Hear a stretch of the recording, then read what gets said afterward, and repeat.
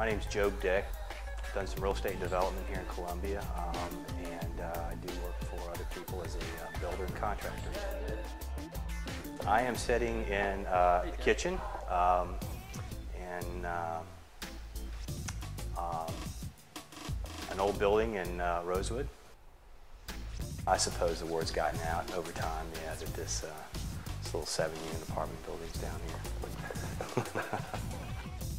If I would have to describe it, I would start out with the concrete floors, the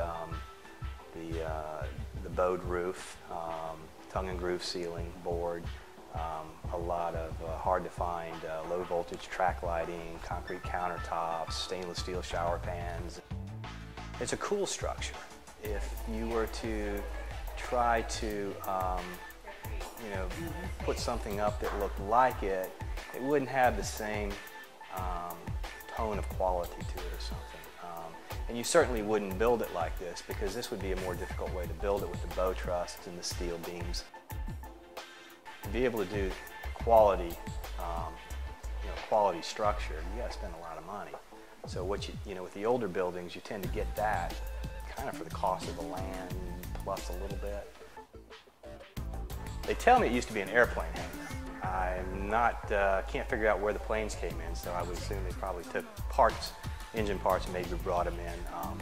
Then after that, it was a clothing store where they actually fabricated clothes. It was boarded up, had been for, I don't know, maybe 6 or 7, 10 years. I think several people had made an attempt at it, but yeah, it had been on the market for several years. There were trees growing out of the foundation on both sides of the building. The footers had failed in several spots, and it was in pretty. The shell was decent, but it required a full rehab. My friends would come down here and they'd walk into the building. It was empty. Not much had been done to it, and you know how your mother would say, if you can't say something nice, don't say anything at all. There was a lot of silence. I second-guessed myself a lot in the beginning. I figured once I was in it, that was it. I'd stepped in it. It's kind of tucked down here in an area that you wouldn't suspect it, which was really the biggest hurdle to get over, because a lot of the development that you see now down in Rosewood hadn't taken place yet. It was a big gamble, yeah. It's just sort of come together here in the last 3 years. I'd always wanted to live in a space like this, and 7 years ago, there really wasn't much to pick from.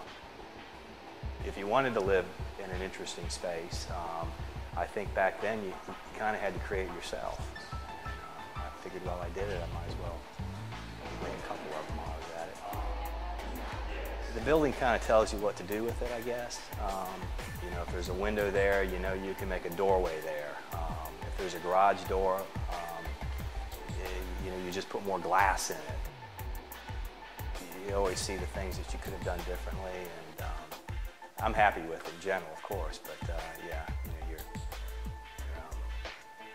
critiquing eye always sees the things that you didn't do right or could have done better. I would love to be continue to do it. It's just the economy has taken a different turn, and so I have found refuge in being guns for hire, and put myself up back to doing contracting like I did before.